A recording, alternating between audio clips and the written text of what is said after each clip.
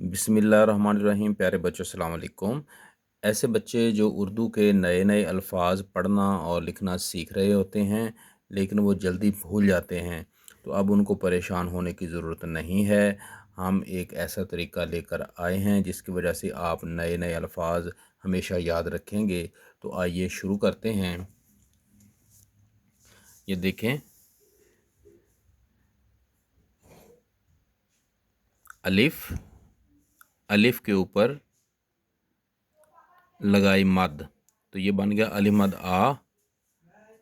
तो ये देखें, ये सीन है और इसके साथ हमने मीम को जोड़ा, मीम के साथ हम अलिफ को जोड़ेंगे तो बन गया आसमा। आगे हम लिखेंगे नून, ये नून गुन्ना है, अगर हम ऐसे पढ़ें तो ये पढ़ा जाएगा आसमां। ठीक है, जब ये नून गुन्ना है, जब इसके अंदर नुक्ता लगा दिया जाएगा बिल्कुल सेंटर में तो ये बन जाएगा आसमान। ठीक है, अब कई बच्चे वो ये कहते हैं कि जो नून है वो आधा लाइन के ऊपर और आधा लाइन के नीचे होना चाहिए। तो आप वैसे भी लिख सकते हैं और आप बिल्कुल बराबर भी लिख सकते हैं। आजकल जितनी भी किताबें आ रही हैं तो उनमें हम ये देखते हैं कि कोशिश यही की जाती है कि तमाम जो हरूफ हैं वो लाइन पे लिखे जाएं ताकि उनका एक बैलेंस बना रहे। तो आप जैसे भी लिख लें, दोनों तरह ही ठीक है। ठीक है, आसमान। अब दोबारा देखें, अलिफ, ऊपर लगाई मद, अलिफ मद आ, सीन मीम अलिफ मा, आसमा, नून, आसमान, पेरे पर, आसमान पर। एक मरतबा और देखें, अलिफ मद आ,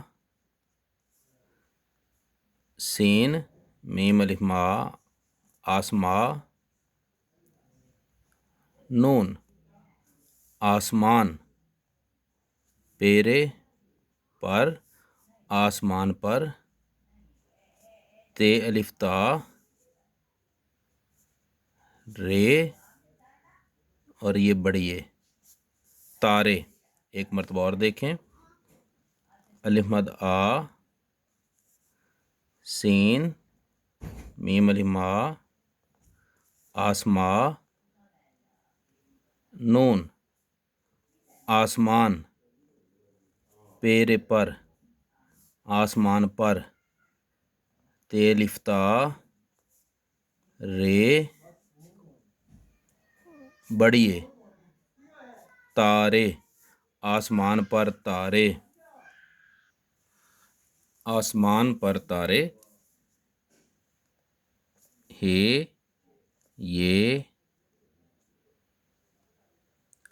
नून गुन्ना, हे क्यों को लगाई, आगे ये के नुक्ते लगाए, नून गुन्ना हैं, आसमान पर तारे हैं। अब रीडिंग करते हैं, आसमान, आसमान पर, आसमान पर तारे, आसमान पर तारे हैं, आसमान पर तारे हैं। बेटा इस तरीके से आप एक एक जो लफ्ज़ है वो आप याद रखेंगे कि ये लिखा हुआ है आसमान, ये लिखा हुआ है आसमान पर, आसमान पर, और ये है आसमान पर तारे, आसमान पर तारे, आसमान पर तारे हैं। उम्मीद है आज का सबक आपको अच्छा लगा होगा। आप भी घर में इसी तरह प्रैक्टिस करें, आपको नए नए अल्फाज हमेशा याद रहेंगे। मिलेंगे किसी और अच्छे सबक के साथ, तब तक के लिए अल्लाह हाफिज़।